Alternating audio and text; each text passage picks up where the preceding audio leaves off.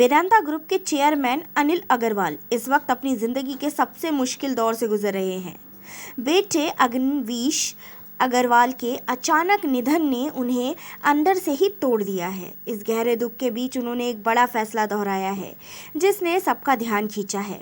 अनिल अग्रवाल ने कहा है कि वह अपनी कमाई के 75% से ज़्यादा हिस्सा दान कर देंगे। इसे वह सामाजिक कामों में लगाएंगे और आगे की ज़िंदगी और भी सादगी से जिएंगे।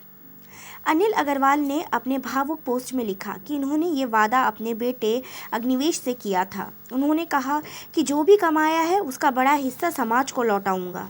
बेटे के जाने के बाद उन्होंने ये संकल्प और मजबूत किया और कहा कि अब उनकी बाकी ज़िंदगी इसी मकसद के लिए गुजरेगी। 49 साल के उम्र में अग्निवेश अग्रवाल का अमेरिका में इलाज के दौरान कार्डियक अरेस्ट से निधन हो गया। एक पिता के लिए जवान बेटे को खोने से बड़ा दुख कुछ नहीं होता। अनिल अग्रवाल ने लिखा कि वह और उनकी पत्नी किरण अग्रवाल पूरी तरह टूट चुके हैं, लेकिन वेदांता में काम करने वाले हर इंसान उन्हें अपने बच्चों जैसे लगते हैं।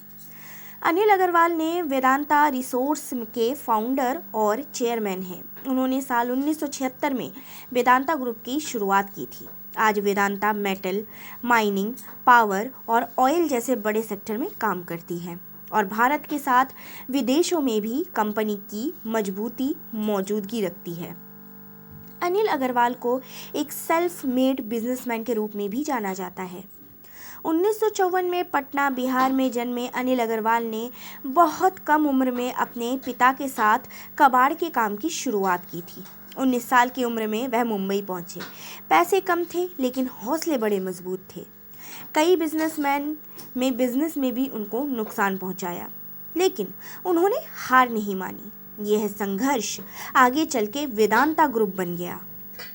अनिल अग्रवाल की पत्नी किरण अग्रवाल हमेशा लाइमलाइट से दूर रही, लेकिन हर फैसले में उनके साथ खड़ी रही। बेटी प्रिया अग्रवाल अब परिवार और बिजनेस की बड़ी जिम्मेदारी संभाल रही है और ग्रुप के कई अहम काम भी कर रही है। अनिल अग्रवाल के भाई नवीन अग्रवाल भी ग्रुप के वाइस चेयरमैन हैं। Agnivesh Agarwal Vedanta company Talwandi Sabo power limited के बोर्ड में थे। उन्होंने फोजारिया गोल्ड जैसी कंपनियां भी बनाई।